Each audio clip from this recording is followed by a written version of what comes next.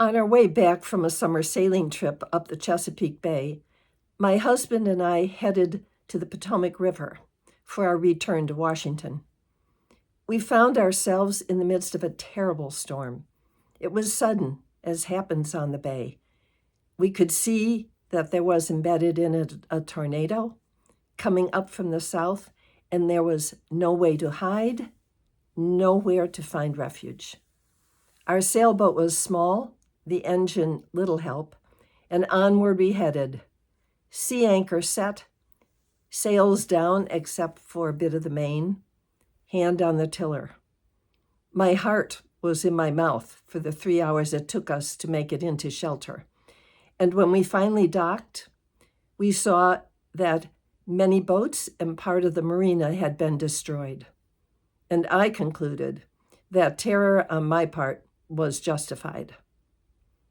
Today's reading calls that experience to my mind. Can you imagine the terror the disciples in today's gospel story experienced? All presumably seasoned fishermen, knowledge of boats and that sea, how they must have felt for them to react as they did. Granted, the Sea of Galilee is noted for sudden bad storms. This must have been, though, really bad for them to cry out in fear. And of all things, their teacher and master had fallen asleep despite the storm's impact. How could that be? And what did they expect? Some of them had already been called by Jesus to follow him. They had heard his teaching, astonishing the crowds, as Matthew tells us, for he taught them as one having authority and not as their scribes. They had been with him recently, as he cleansed a leper and healed the centurion's servant, just before he here orders them to cross to the other side. Surely, this causes them to have some expectations for Jesus' help. Yet, here he is, asleep. They cry out to Jesus, recognizing that they are in trouble, that they are not in charge, and this is out of their hands. And Jesus' response?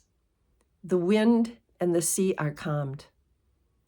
This time, Jesus' intervention exceeds anything they had seen beforehand, and in the doing, reveals another dimension of himself. Here is someone whose authority extends beyond spirits and beyond humans to the very elements of creation itself. They are amazed. Their reaction is well-founded, since they will have known through Scripture who it is who has power over the seas. They may themselves have recited prayers attesting to this divine power of God. For example, in the Psalms, you still the roaring of the seas, the roaring of their waves, the tumult of the peoples. Or again, he himself has hushed the storm to silence, the waves of the sea were stilled. They rejoiced that the sea grew calm, that God brought them to the harbor they longed for. The disciples are amazed, for now they are in the presence of that power. And that is Matthew's point in telling us this story. And for us, who know this story well, perhaps an invitation here is to honor the disciples' amazement and consider how we too might be amazed. An invitation to look back at instances in our own lives when we have felt tossed, alone, fearful, in trouble, where we had to learn that we are not in charge. Can we see where God's active presence intervened to help us, to still the waters, to provide us with respite and peace? And what about now? We are well aware of the storms which surround us at this time, incredible human suffering, death, serious discord here and abroad.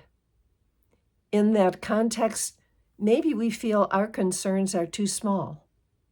But there is no small storm if one is in it. My experience on the bay reminds me of that.